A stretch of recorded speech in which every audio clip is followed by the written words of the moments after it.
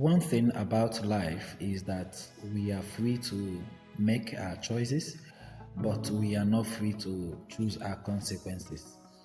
You have all the freedom in the world to decide what you want to do, but you do not have that same freedom when the consequences of those decisions come knocking at your door. Consequences do not ask whether you are ready. They do not ask whether you like them. They simply come because every choice carries a responsibility. Years ago, I watched a Nollywood movie that presented a very difficult question to me. The community in that movie had been plagued by social issues, stealing, rape, and other forms of crime. So, in response, the community formed a vigilante group to fight against these atrocities. Their rule was simple: anyone caught in the act would be killed immediately. There would be no police station, no going to the traditional ruler, no court, nothing. No opportunity for appeal. It was just jungle justice. The leader of the vigilante group was known for his commitment to this rule. He believed that justice must be served without fear or favor. But one day, something happened that really tested everything he believed. The person that was caught stealing that day was not a stranger. It was his own brother, his twin brother for that matter. Imagine the conflict that would be going on within that man. On one side was the law he created and also defended. On the other side was the bond of family, uh, blood relationship, and personal affection. He had to choose between enforcing justice and extending mercy. After a painful struggle, he decided to follow the rule. He killed his own twin brother. Those who were around had many opinions, so opinions were divided. Some praised him, saying that he demonstrated courage and integrity. They argued that justice should not depend on who the offender is. If the law applies only to strangers but changes when a family member is involved, then it is no longer justice. But others criticized him. They said that he lacked compassion. They questioned whether justice without mercy can truly be called justice. Well, they believe that human beings are not machines. That is what I think they believed, and circumstances, relationships, and when somebody show fruit of repentance, I think these things should matter. Mercy should be considered.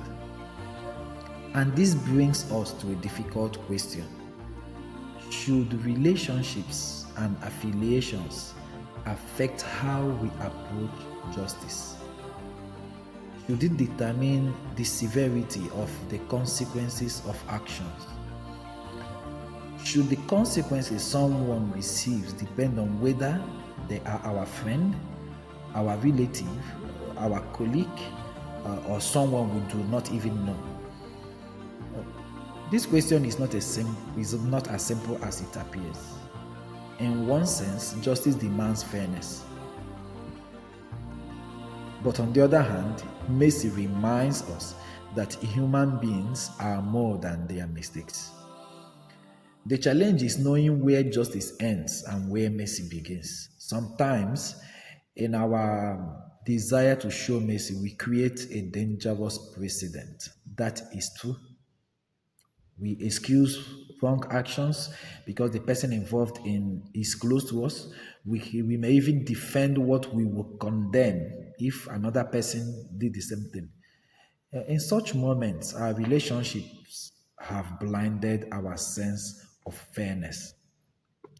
But sometimes, also, in our pursuit of justice, we forget our humanity.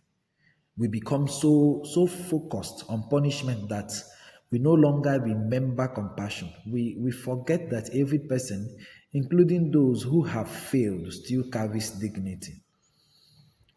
Perhaps the real question is not whether justice or mercy is more important.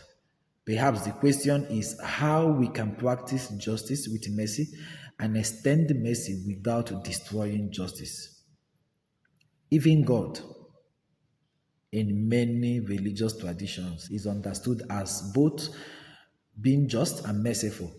In fact, as a Presbyterian minister, I can relate to one of the confessional statements that is contained in one of our documents, chapter 2 of the Westminster Confession of Faith. It says, God is most merciful, yet most just and terrible in judgment, and who shall not by any means clear the guilty.